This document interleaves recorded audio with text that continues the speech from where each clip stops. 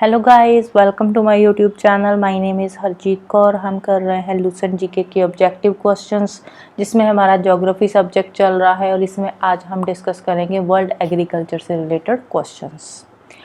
तो पहले के जो 20 क्वेश्चंस है वो हम ऑलरेडी डिस्कस कर चुके हैं। आज हम शुरू करेंगे क्वेश्चन नंबर 21 से। तो अगर आपको इस पर्टिकुलर लेक्चर की पीडीएफ चाहिए तो उसके लिए आप मेरा टेलीग्राम चैनल भी ज्वाइन कर सकते हो। तो शुरू करते हैं आज का question number 21। Which one of the following pairs is not correctly matched? First है विटीकल्चर। विटीकल्चर क्या होता है? जो ग्रेप्स की कल्टीवेशन होती है उसको बोलते हैं विटीकल्चर। Second sericulture. सेरिकल्चर में शीप रेयरिंग नहीं होता। सेरिकल्चर जो होता है उसमें सिल्क वॉर्म की कल्टीवेशन होती है, राइट। तो सेकेंड वाला जो है ये रॉन्गली मैच्ड है। तो आंसर आ जाएगा ऑप्शन बी। हॉर्टिकल्चर में फ्रूट्स की कल्टीवेशन होती है, पिस्सिकल्चर में फिश रेयरिंग होती है, right. Next, which of the following techniques is useful for predicting the wheat yield? Wheat yield को प्रेडिक्ट करने के लिए कौन सी टेक्निक यूज होती है? तो वो है रिग्रेशन। तो ऑप्शन ए आ जाएगा इसका answer. Next, which one of the following statements is not correct?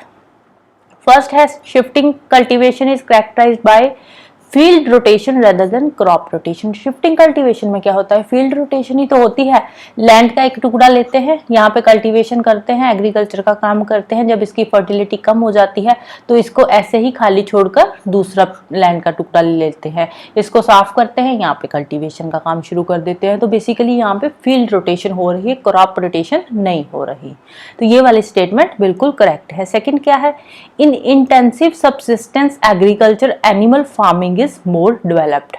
अब जो इंटेंसिव सब्सिस्टेंस एग्रीकल्चर है इसका मतलब क्या होता है कि अपने लिए फूड ग्रेन्स ग्रो करना। तो यहाँ पे जो एनिमल फार्मिंग है वो ज्यादा डेवलप्ड नहीं होती है, इसमें अपने लिए एग्रीकल्चर कर रहे हैं, अपने लिए फूड क्रॉप्स ग्रो कर रहे हैं। तो यहाँ पे इंपॉर्टेंस फूड क्रॉप्स को देंगे ना, वो जो भी ग्रेन्स वगैरह सीरियल क्रॉप्स ग्रो कर रहे हैं। तो एनिमल फार्मिंग यहाँ पे ज्यादा डेवलप्ड नहीं होता। तो बी वाली स्टेटमेंट जो है ये रॉन्ग है। तो ऑप्शन बी आ जाएगा answer. Next, which of the biomes is called the bread basket of the world? Bread basket किसको बोला जाता है? मिड लैटिट्यूड ग्रासलैंड्स को बोलते हैं bread basket of the world. Next है identify the correct descending order of production of wood pulp of the following countries.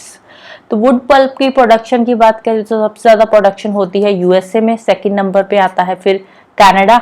तो sequence क्या बन रहा है? 1 4, देन आता है स्वीडन का नंबर 2 एंड देन आता है जापान का नंबर। तो 1 4 2 3 आ जाएगा सीक्वेंस। तो ऑप्शन सी आ जाएगा इसका answer. Next, which one of the following areas is dominant in hunting and gathering? Hunting gathering का सबसे ज्यादा काम कहाँ पे होता है? ट्रॉपिकल रेन फॉरेस्ट में। अब डेजर्ट में हंटिंग गैदरिंग कहाँ पे होएगी? ना कोई प्लांट्स होते हैं ना ही एनिमल्स होते हैं। तो हंटिंग गैदरिंग भी तो वहां पे ही होएगी ना, यहाँ पे फॉरेस्ट है। ट्रॉपिकल फॉरेस्ट में ज्यादा डोमिनेंट है hunting and gathering activities. Next, which one of the following countries is the largest producer of marine fish? Marine fish का लार्जेस्ट प्रोड्यूसर कौन सा कंट्री है? वो है चाइना। तो ऑप्शन ए आ जाएगा answer. Next, which one of the following regions is practising most intensive subsistence farming? Most intensive subsistence farming कौन से रीजन में होती है?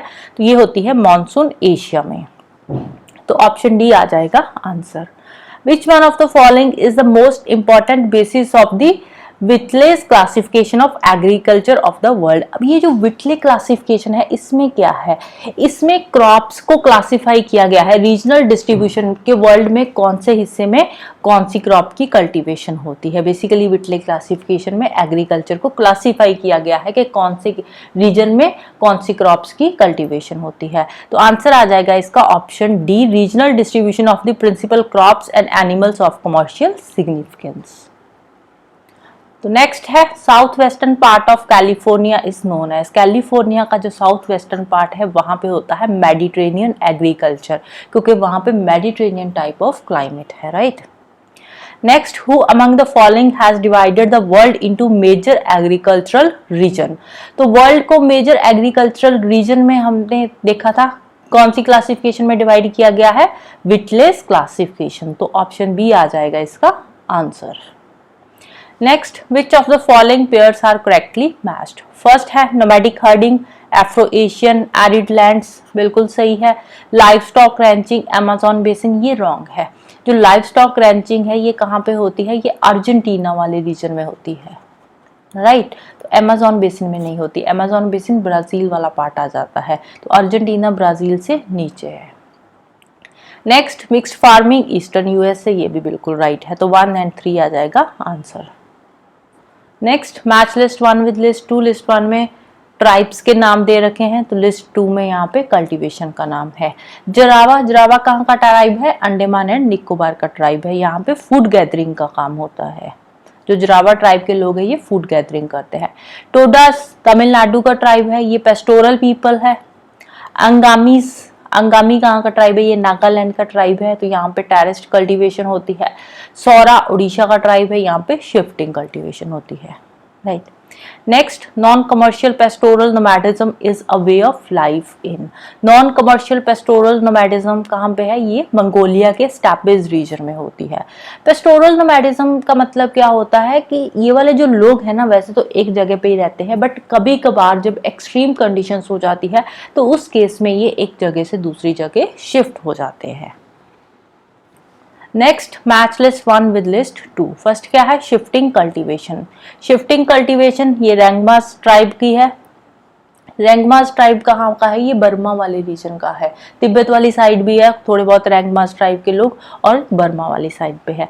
पेस्टोरलिज्म ये एक्टिविटीज होती है किर्गिज। किर्गिज ये कहाँ का ट्राइब है, ये किर्गिस्तान का ट्राइब है। हंटर्स एंड फूड गैदरर्स ये कहाँ के हैं, ये पिग्मी ट्राइब का ऑक्यूपेशन है। Hunters and food gathering activity का काम किसका है, पिग्मी ट्राइब्स का, राइट।